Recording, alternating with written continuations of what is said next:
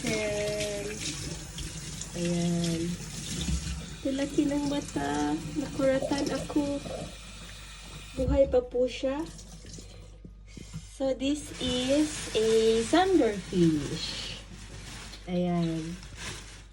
For this one, you need to catch it na meron siyang, ano yun? Size limit. When it's too small, you need to release it. Diba? So, there's a rule here. Baka pa rin siya? Yeah. Of course. Kasi lalaki pa to at lalaki. So, next time, ito kinuha mo. Okay na yan. So, i-grill natin to, and then prito, and then parang tinola, sabaw. So, it's also my first time to see this kind of fish.